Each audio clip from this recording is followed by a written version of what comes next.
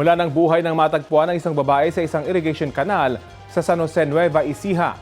Sa kuha ng CCTV, nakaangkas ang biktima sa motorsiklong minamaneho ng isang lalaki noong May 20 ng madaling araw. Nakita pa silang magkasama sa bahagi ng Barangay Malasin mag-aalas 2 ng umaga. Makalipas ang halos 6 na minuto, wala nang nakaangkas sa motorsiklo. Dumaan ang lalaki sa kanyang bahay bago tuluyang bumalik sa inuman kasama ang kanyang kaanak.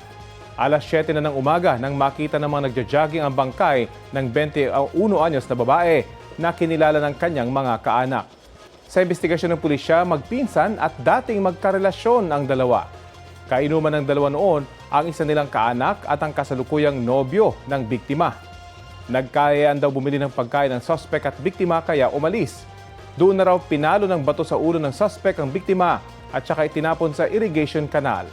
Agad inaresto ang 27 anyos na suspect na aminadong matinding selos ang nagudyok para magawa niya ang krimen.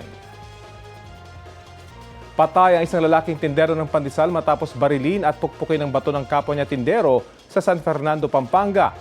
Base sa investigasyon, nagkainitan ng suspect at biktima nang magkasalubong sa bahagi ng barangay Kalibutbot. Doon na naghabulan ng dalawa hanggang umabot sa barangay Lara kung saan naaabutan ng suspect ang biktima at binaril ng 3 beses. Hindi pa raw nakontento ang suspect at hinampas pa ang ulo ng biktima sa kalsada at sinipa. Kumuha rin siya ng bato at ipinukpok sa mukha ng biktima. Iniimbestigahan na ang insidente at tinutugis ang nakatakas na suspect.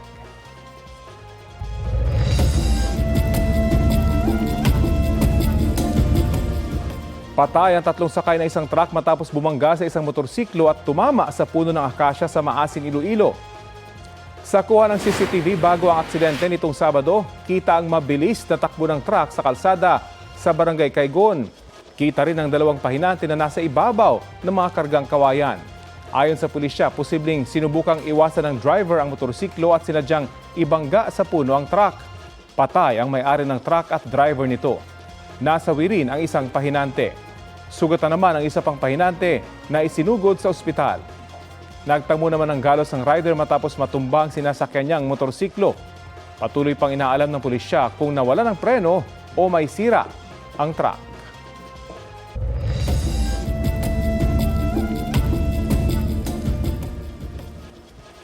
Nagka-landslide sa National Road sa Barangay Napua sa Sabangan Mountain Province. Kumambalang sa Bontoc Baguio Road ang mga gumuhong lupa at bato mula sa bundok. Dahil dyan, pansamantalang hindi madaanan ng kalsada. Nagsasagawa na ng clearing operation ang DPWH. Inabisuhan na rin ang mga motorista na humanap muna ng alternatibong ruta.